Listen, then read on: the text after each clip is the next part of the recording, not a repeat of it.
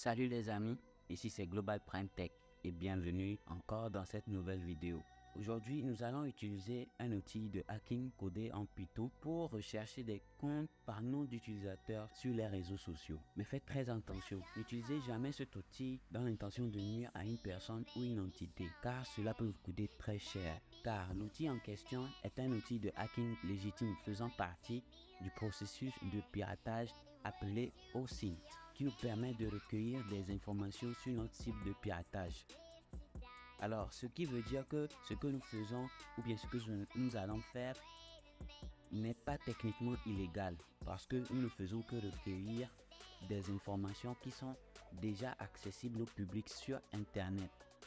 Mais les limites peuvent devenir floues en fonction de vos intentions.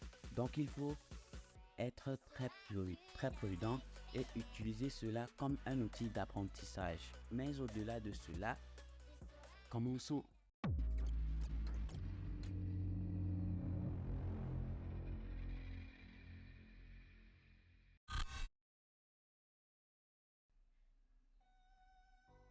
En parlant de piratage, assurons-nous de hacker l'algorithme de YouTube aujourd'hui. Appuyez sur le bouton j'aime si vous aimez la vidéo bien sûr. Abonnez-vous, appuyez sur la cloche de notification, commentez et tout le reste. Bref, attaquons YouTube, mais de manière éthique bien sûr.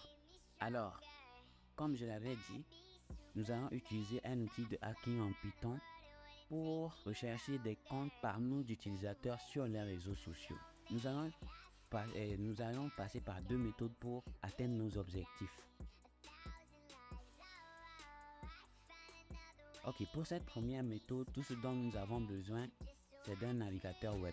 Si vous suivez très bien cette vidéo, vous pouvez le faire depuis votre smartphone et c'est vraiment très cool. Il est également possible aussi d'installer l'outil sur Kali Linux pour ceux qui sont familiers avec le système d'exploitation. Sinon, faites-le moi savoir dans les commentaires et j'en ferai peut-être une vidéo dessus. Alors, l'outil en question s'appelle Sherlock et nous allons procéder par l'ouverture de notre navigateur. Dans la barre d'adresse, nous allons taper Sherlock GitHub et nous allons cliquer sur le premier résultat et nous allons défiler jusqu'à la rubrique, la partie où c'est écrit installation. Je vais zoomer pour que vous puissiez bien voir. Ok. Nous allons ouvrir une nouvelle fenêtre et nous allons taper shell.cloud.google.com. Encore, les liens seront disponibles dans la description de la vidéo.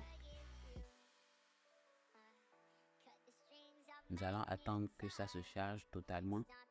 Pour la première étape, nous allons cloner ce repo. Alors, sachez que ceci est une plateforme, bien je dirais un terminal Linux que Google nous offre gratuitement sur le web. Donc, nous allons l'utiliser pour pouvoir faire notre exercice d'aujourd'hui. Alors, nous allons cloner sur le repo de Sherlock. Je vais rapidement copier ça et coller dans le terminal et je tape sur Entrée. Ok, je reviens. Ok, donc nous allons entrer dans le dossier de Sherlock bien sûr. Et voilà. Maintenant, il ne reste que d'installer les prérequis de Sherlock. Nous allons rapidement copier et coller ça ici. Et puis, nous allons taper sur Entrée. On attend que le truc fasse sa magie. Et là, c'est bon. Je vais rapidement nettoyer le terminal parce que c'est trop saturé. Ok. Alors, je vais ouvrir mon bloc-notes et ce sont les trois noms d'utilisateurs que nous allons tenter de trouver leur compte sur les différents médias sociaux qui sont disponibles sur Internet, bien sûr. Ok. Je vais copier celui-ci. Et maintenant, comment utiliser cet outil? Nous allons taper Python 3 Sherlock et le nom d'utilisateur en question. On tape sur Entrée. L'outil va prendre son temps de chercher les comptes correspondant à notre nom d'utilisateur sans dose. Bon, je pense que ça s'est bloqué au niveau de SoundCloud. Je vais rapidement interrompre le processus et je vais recommencer. Mais je vais ajouter une petite commande pour que ça aille plus rapidement. Pour le faire, on met 2 tirets, timeout. Je vais faire 3 secondes. La commande que je viens d'ajouter, ça va permettre à l'outil de circuler rapidement sur les sites. Sur chaque site, ça va prendre 3 secondes et puis ça passe sur un autre dans le but d'aller plus rapidement. Donc, je vais taper sur Entrée et on continue.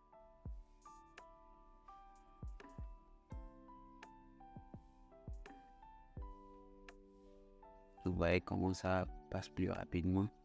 Ok. Là, l'outil a terminé ses recherches et on a trouvé que 12 comptes avec ce nom d'utilisateur.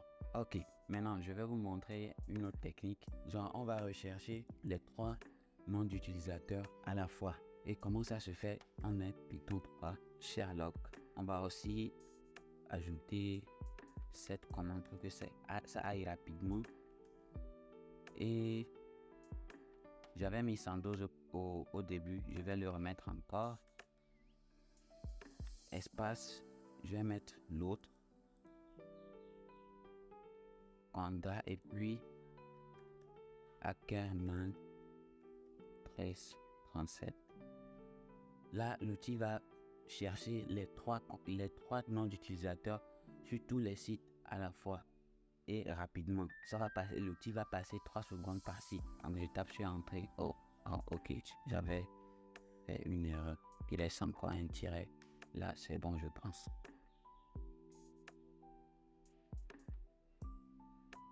L'outil a fini avec 112. Maintenant, il passe sur Conda.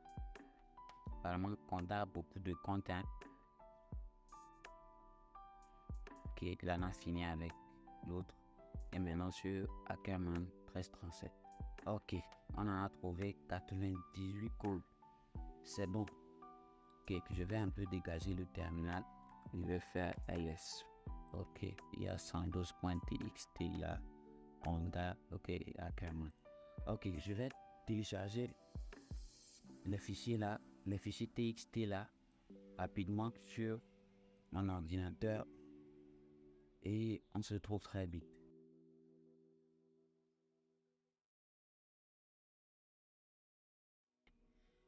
J'en ai fini. On a trouvé les 3 fichiers. Je vais rapidement ouvrir un. Je vais ouvrir Conda. Il y a beaucoup de comptes sur lesquels Conda se trouve.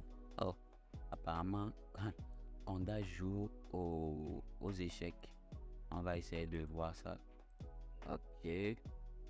Ok, sachez très bien que tous les comptes que on a trouvé là, ça peut ne pas appartenir à une seule personne. Voilà. Donc, nous allons rapidement passer à la... Ok, le bienvenue à tous. Pour cette seconde méthode, nous allons télécharger les fichiers de Sherlock sur notre ordinateur et nous allons télécharger aussi Python 3 et l'installer pour pouvoir utiliser à bien cet outil. D'accord? Alors, on ouvre notre navigateur encore une fois. On passe sur Sherlock GitHub et on ouvre une autre fenêtre et on tape Python.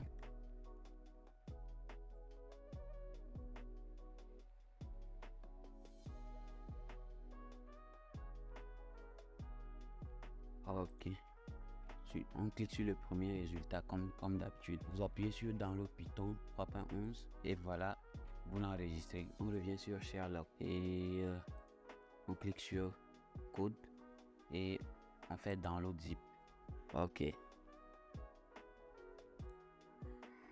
Ok. Maintenant, une fois que vous avez les fichiers, vous double-cliquez.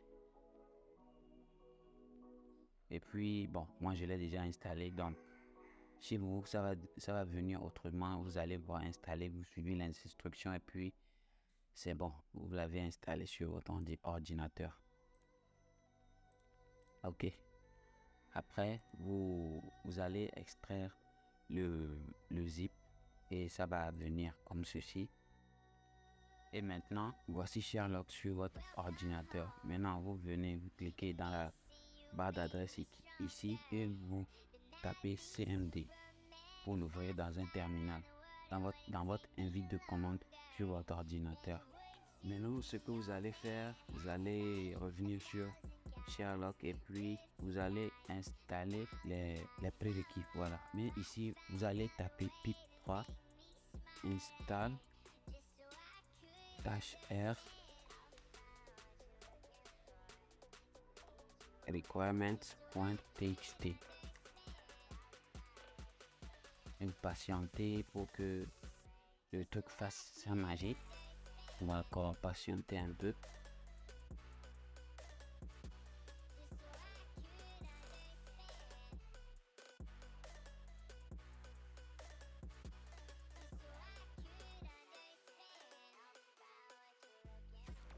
Ok, là, notre Sherlock est installé parfaitement. Dans le terminal Linux, nous avons utilisé Python 3, mais ici, nous allons utiliser Python tout simplement. Et Sherlock. Nous allons taper notre commande dans l'objectif d'aller plus rapidement. Et nous allons insérer notre mot d'utilisateur. Nous allons taper sur root.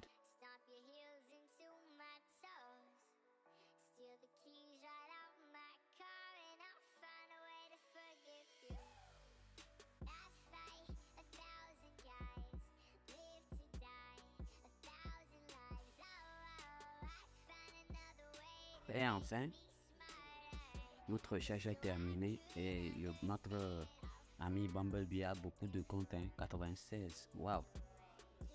Donc, nous allons jeter juste un coup d'œil sur Twitch. Okay. Je vais retourner dans le fichier, dans le dossier de Sherlock.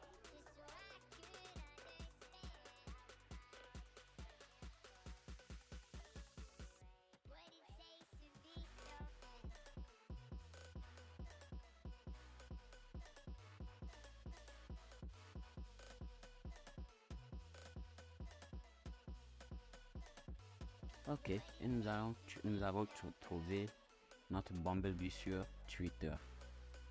Alors, voilà, nous avons réussi à rechercher des comptes par nom d'utilisateur sur les réseaux sociaux. Encore une fois, ces informations sont publiques et la seule façon de le faire, c'est avec une autorisation. Mais si vous le faites, alors la collecte d'informations comme celle-ci pourrait conduire à d'éventuelles vulnérabilités, à d'éventuelles failles, bien sûr. Je le répète encore, n'utilisez pas cet outil dans l'intention de nuire. Utilisez-le pour apprendre, amusez-vous un peu. Mais si vous essayez sérieusement de pirater quelqu'un ou une entreprise, assurez-vous d'avoir une permission explicite. Je veux dire qu'on vous a embauché et qu'il y a un contrat. Bref, tout ce qu'il y a à savoir. Sinon, vous risquez de gros ennuis. Enfin, c'est tout ce que j'ai pour vous aujourd'hui. On se retrouve plus tard. Au revoir.